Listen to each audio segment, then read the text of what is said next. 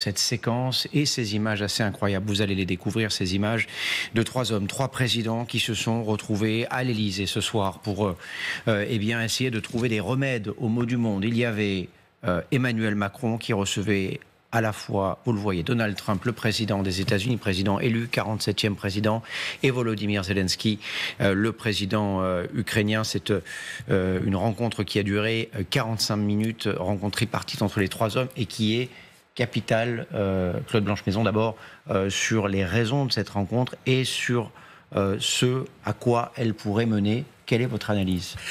Capital pour nous, parce que c'est effectivement la France met un pied dans un processus qui est enclenché par le nouveau président américain. Il a dit je réglerai ce conflit en 24 heures. Il a même dit avant de prendre mes fonctions. Ça c'est pas probable. Mais bon, et effectivement tous les Européens se demandaient comment faire pour sauter dans le train qui était celui de Trump et qui conduit, on entend tout le monde parler du même sujet, qui devrait conduire à un cessez-le-feu. Pas un règlement de paix, mais à un cessez-le-feu. Alors, ça serait la première étape. Simplement, évidemment, pour faire un cessez-le-feu, il faut être 2. Donc, Trump a pu s'informer aujourd'hui exactement de ce qu'en pensait Zelensky. Mais Zelensky, très habile, il dit cessez-le-feu, moi je suis d'accord. Simplement, il ne faut pas hypothéquer pour l'avenir la reconstitution de l'intégrité territoriale de l'Ukraine. Par conséquent, il faut trouver un système à tiroir qui permette de préserver le principe, même si on ne peut pas l'appliquer tout de suite. Et puis, ça, il le répète fréquemment, mais c'est un pas vers Trump, cependant. Et puis, l'autre sujet, c'est évidemment les garanties pour l'Ukraine résiduelle. Et il veut une garantie de l'OTAN, sujet sur lequel M. Poutine, naturellement, est d'un avis totalement contraire, puisque lui veut la neutralité de l'Ukraine résiduelle. Et puis, dernier problème, la ligne de cessez-le-feu, il faut que quelqu'un la garde, la fasse respecter. Certains militaires français apparemment disent ça pourrait être la France, ça pourrait être la Grande-Bretagne, ça pourrait être la Pologne.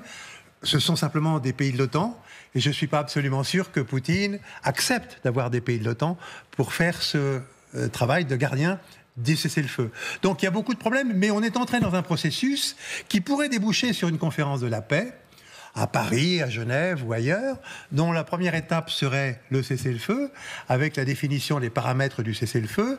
Il y aurait aussi un certain nombre de sujets sectoriels qui pourraient être traités tout de suite, comme le retour des enfants qui ont été volés par les Russes et qui sont en train de fabriquer des petits Russes avec ces enfants, comme la sécurité alimentaire, comme la sécurité énergétique, et de progresser ainsi jusqu'à ce qu'on arrive beaucoup plus tard au noyau dur du statut territorial.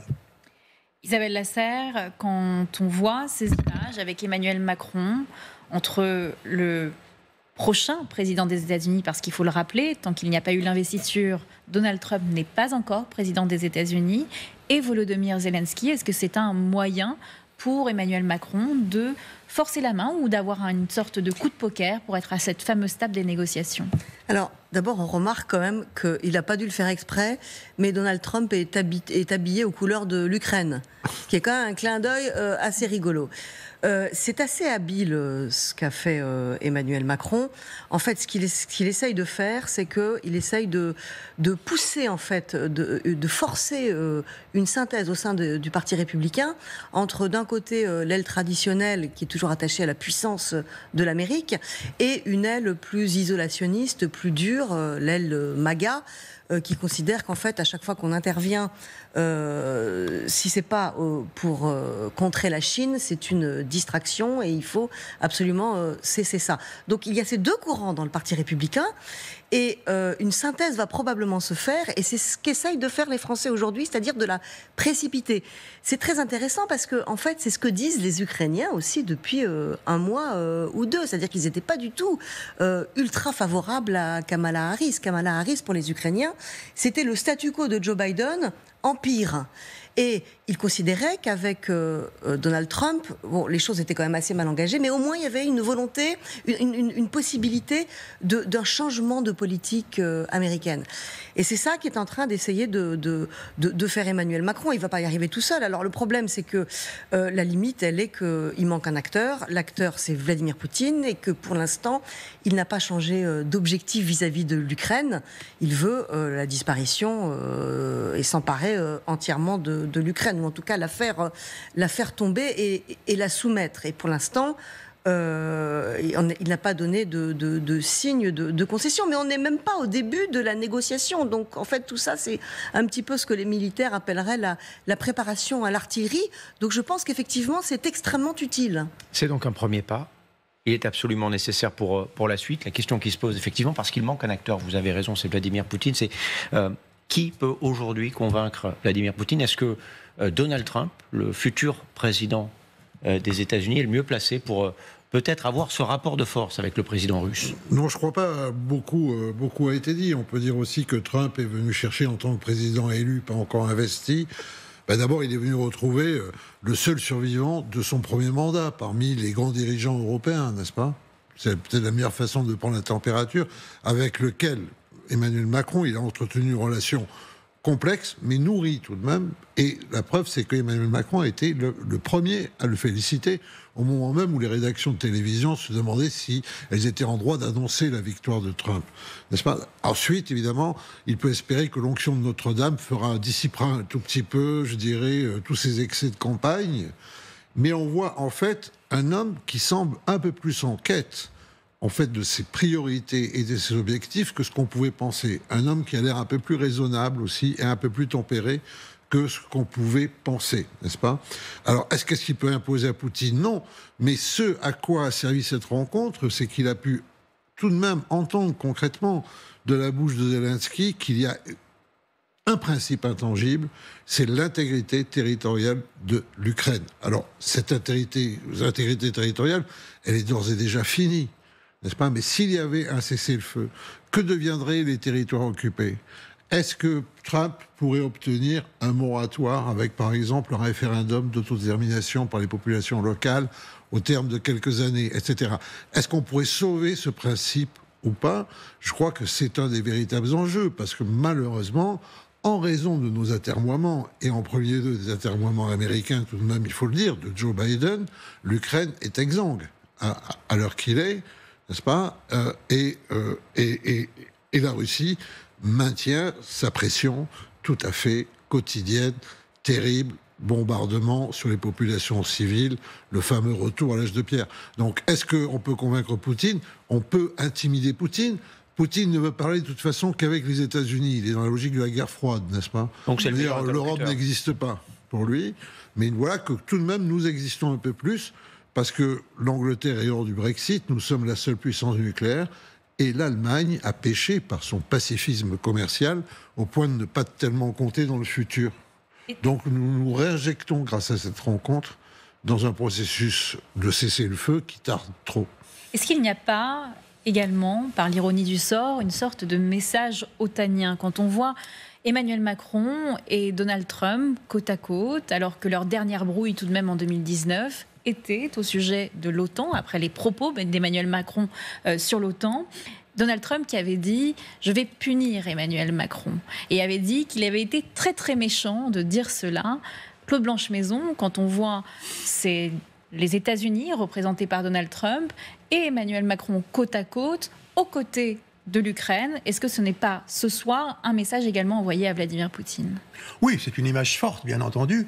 Et Vladimir Poutine a dû être très déçu de voir en effet Zelensky renforcé par ces 3/4 d'heure d'entretien avec Trump et avec le président Macron au milieu de.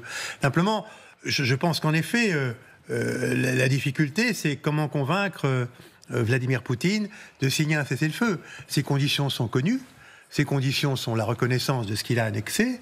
Ces conditions sont la suppression de toute identité ukrainienne en réalité, vous avez raison de le dire. Et il ne dit rien sur la zone de cessez-le-feu.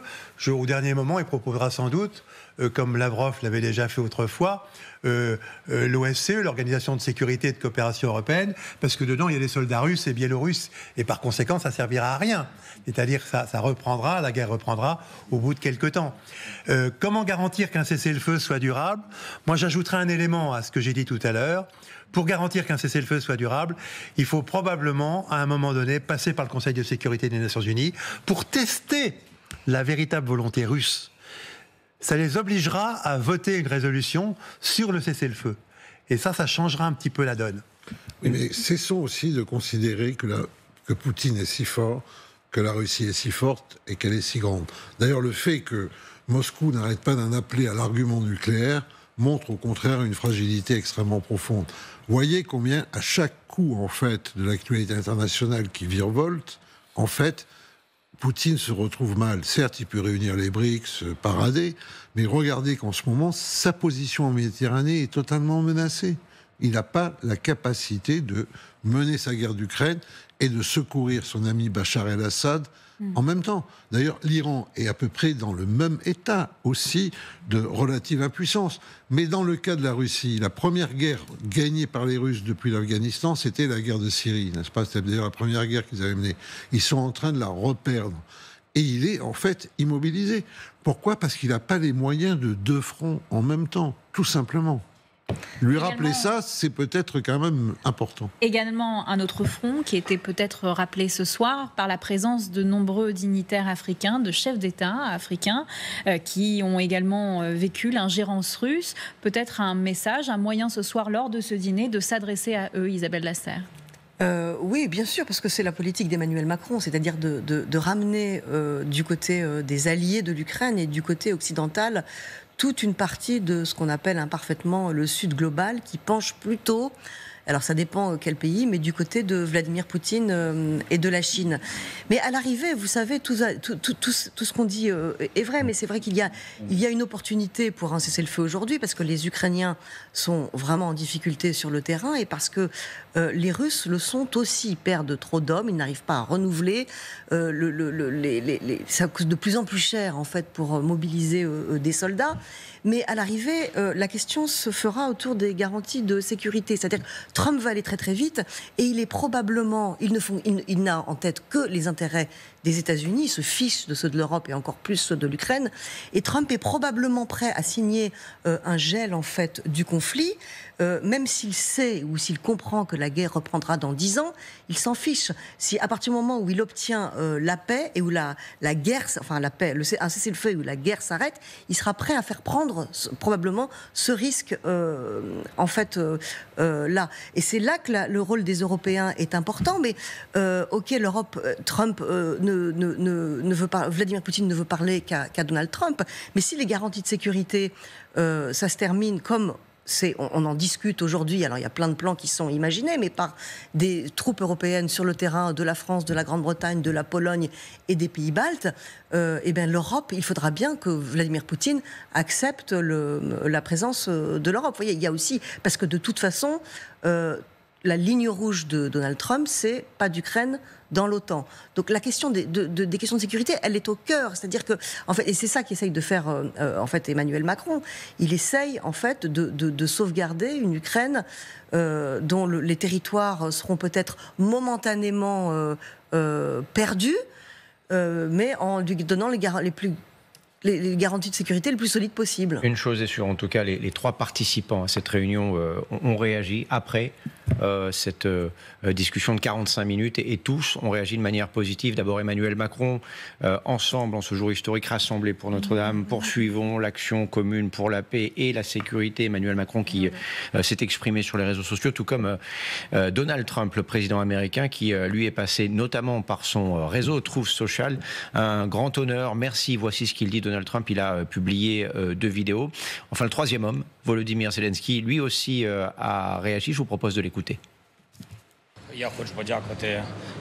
Je tiens à remercier le président Emmanuel Macron d'avoir organisé notre rencontre. Ce fut une rencontre importante entre Emmanuel, moi et le président Trump.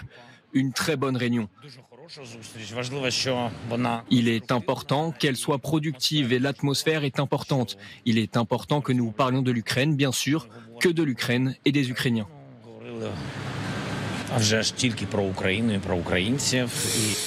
Voilà, ces 3 présidents satisfaits de cette rencontre. C'était pas gagné.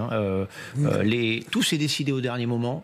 Elle devait durer que quelques minutes, cette rencontre entre les 2 hommes. Finalement, la poignée de main a duré 45 minutes.